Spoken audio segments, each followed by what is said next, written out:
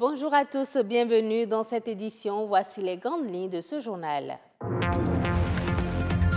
Des milliers de poissons flottant à la surface de l'eau et sur les rives du lac Toro dans la commune d'Atiémé. L'information a enflammé la toile dès la fin de la semaine dernière. Quelles sont les réelles causes de cet incident?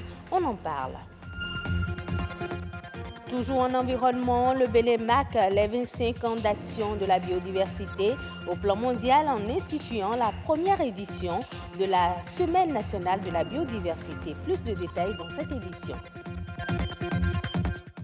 Et puis la célébration des 50 ans de l'orchestre Polyrythmo va s'étaler sur toute l'année 2018. Une conférence de presse a été donnée ce mardi pour annoncer les couleurs.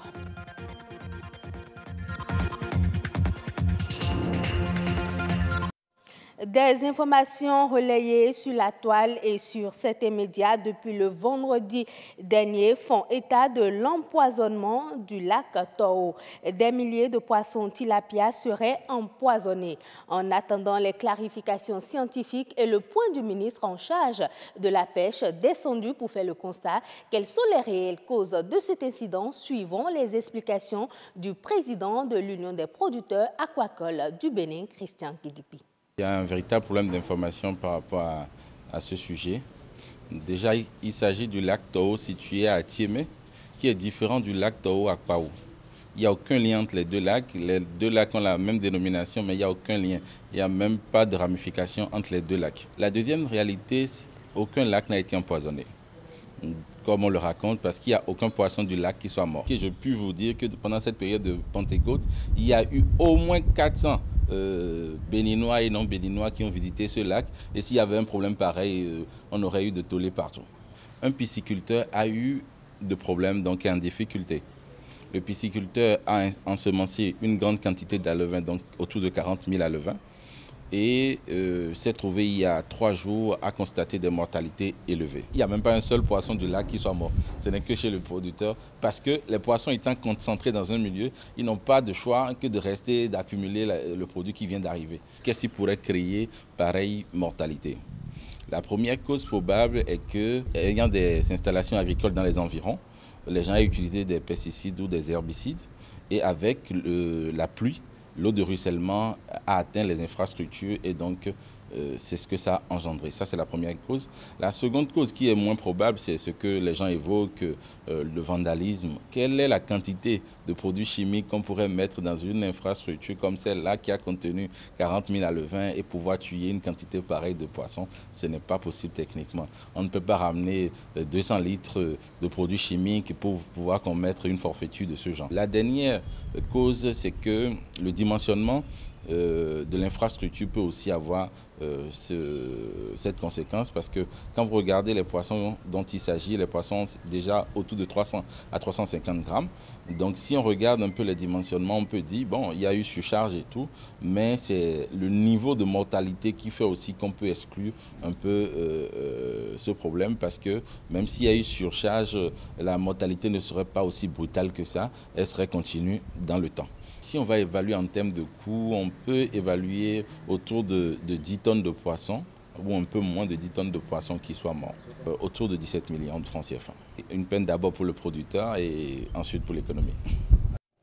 Toujours dans le secteur de l'environnement, chaque 22 mai, le monde célèbre la journée de la diversité biologique. Le thème retenu par les Nations Unies cette année, 25 ans de célébration d'action pour la biodiversité. À cette occasion, le ministre du Cadre de vie et du Développement durable a organisé la première édition de la Semaine nationale de la biodiversité. Ceci en collaboration avec la Direction des eaux, forêts et chasses et le Centre d'études et de recherche forestière. Plus de détails dans ce reportage signé Oboubé Kako, Mathieu Sokenou, présenté par Roch Aurélien Akweino. L'exposition vente, une des principales activités de cette première édition de la Semaine nationale de la biodiversité. Elle réunit des responsables d'ONG, des chercheurs et des tradithérapeutes. Une initiative qui valorise les produits issus de la biodiversité. On est présent pour pouvoir valoriser nos produits qu'on fait à base des plantes aromatiques et nutritionnelles thérapeutiques qui ont un fort potentiel en vitamines, en nutriments, macro ainsi que micronutriments. Tel que vous voyez à côté, quelques pépinières de plants, nous constituons également des actions à la restauration des espèces médicinales, aromatiques tropicales menacées de disparition. Produits agroalimentaires, thérapeutiques, cosmétiques, espèces végétales et animales, c'est toute la diversité biologique qui est sur place. Une biodiversité sans laquelle aucun être vivant ne pourrait survivre. Pourtant, celle-ci est constamment menacée par les activités humaines. Mais également, elle est menacée par le changement climatique. Et compte tenu de tout ça, il est très important que nous puissions protéger, sauvegarder notre biodiversité. Nous sommes en train d'aller vers la catastrophe si nous laissons cette biodiversité, c'est-à-dire cette flore qui nous entoure, cette faune, la flore et tout ce qui nous entoure. Si nous laissons aller à la dérive, nous ne pouvons pas vivre. En fait, notre vie en dépend. Faire connaître la diversité biologique du pays aux citoyens, c'est l'un des principaux objectifs du gouvernement béninois à l'issue du plan stratégique 2011-2020 pour la biodiversité. À moins de 2 ans de cette échéance, les résultats sont peu reluisants. Nous, les hommes, nous devons prendre conscience du rôle que jouent les éléments de la biodiversité pour l'humanité tout entière. C'est des éléments sur lesquels l'attention doit être portée tant par les utilisateurs que les politiques, puisque nous dépendons largement de ces ressources-là et leur utilisation, nous ne pouvons jamais s'en passer. Et par conséquent, nous devons mener des actions concertées au niveau de tous les acteurs intervenant dans l'utilisation rationnelle de ces ressources-là, afin que nous puissions les utiliser, satisfaire nos besoins et pouvoir permettre aux générations futures de satisfaire les leurs aussi. Préserver la diversité biologique reste un défi mondial. 25 ans après avoir ratifié la Convention sur la diversité biologique, c'est l'occasion pour le Bénin de faire son bilan. Outre cette exposition-vente, plusieurs autres activités sont au programme, des communications scientifiques, des débats et des visites guidées du sanctuaire de la biodiversité. La Semaine nationale de la biodiversité prendra donc fin le 25 mai. Vous le savez sans doute déjà, le groupe Polyrythmo célèbre 50 ans de carrière. Les manifestations s'étalent sur toute l'année. Des tournées nationales et internationales sont prévues. Le ministre du Tourisme et de la Culture et des Sports accompagne l'événement. Une conférence de presse a été donnée ce mardi pour annoncer le chronogramme. Rodrigue Blonloumé, Herman Amigan.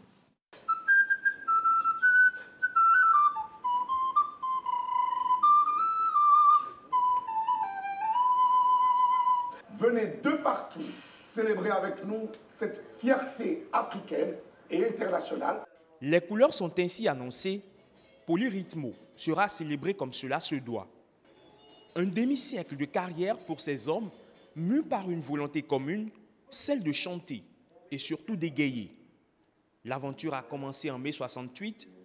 50 ans plus tard, le groupe tient toujours debout malgré les tumultes. Notre objectif en commémorant les 50 ans de cet orchestre, c'est de sauvegarder la mémoire et de valoriser tout ce qu'ils ont fait, tout ce qu'ils ont produit, afin que les générations futures puissent en bénéficier. Les festivités vont s'étendre sur toute l'année. Vincent Ahé-Renou et ses pairs reprendront les instruments. Sur le territoire comme à l'étranger, ils vont se produire sur scène.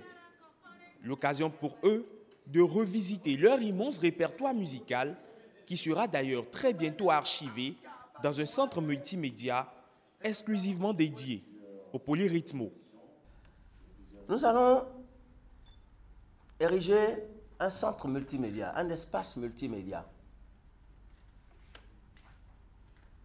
où nous allons loger toute notre discographie. Nous avons plus de 1000 chansons, plus de 1000, et nous continuons d'en produire aujourd'hui. Ils sont immortels. Et pour graver à jamais leur figure dans l'histoire, une fresque murale de près de 30 mètres leur sera consacrée. Un documentaire de 52 minutes, œuvre de Stéphane Brabant, photographe réalisateur, est en cours de tournage. 50 ans du Polyrythmo, 58 ans d'indépendance, le ministère du Tourisme, de la Culture et des Sports veut associer les deux événements. Notre objectif aussi, c'est de lier ces deux grands événements que nous avons, c'est-à-dire la célébration du 58e anniversaire de notre indépendance, ainsi que la commémoration du 50e anniversaire du groupe Polyrythmo. Donc, nous allons commencer donc la célébration le jour de l'indépendance, c'est-à-dire le 1er août prochain, dans l'après-midi, à travers un géant concert. Fierté nationale, identité culturelle ou encore orchestre intemporel, chacun y va de son expression pour qualifier le Polyrythmo. Les anciens sont encore nostalgiques de leur musique, les plus jeunes en prennent de la graine. Sur Internet, le hashtag 50 ans Polyrythmo a même déjà vu le jour. Dénommé Les Voyous, le cirque de Saint-Pétersbourg se présente comme étant l'unique au monde avec comme acteurs les enfants de la rue.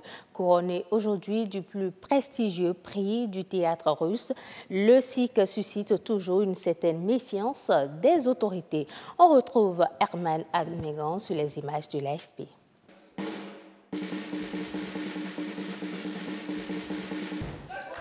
Parti de rien, sinon de la volonté de ses créatrices, le cirque a parcouru un chemin considérable en près de 2 décennies. Mais aujourd'hui, ce sont quelques enfants issus de familles démunies, des orphelins et des handicapés qui s'entraînent sous son chapiteau situé dans un parc au nord de Saint-Pétersbourg. Ils veulent développer leur talent et préparer de nouveaux spectacles. Le cirque les sélectionne grâce à ses liens avec des centres sociaux, des orphelinats et des maisons de correction. Avec le soutien de ses sponsors, le chapiteau du Psula a pu construire une arène, une salle d'entraînement et des vestiaires. Environ 80 enfants sont inscrits dans notre cirque, enfants et adolescents de 8 à 18 ans.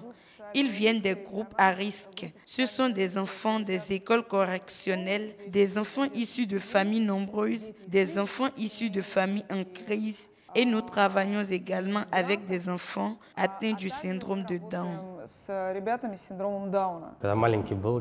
Dans ma famille, j'étais le 3e enfant. Quand j'étais petit, mes parents me négligeaient. C'était uniquement grâce au cirque que je suis devenu un être humain. L'objectif premier du cirque Uppsala est d'offrir aux enfants la joie et l'occasion de changer de vie. Ce sera tout pour cette édition. Merci de votre aimable attention. On se retrouve à 19h45 pour de nouvelles informations sur la chaîne du développement.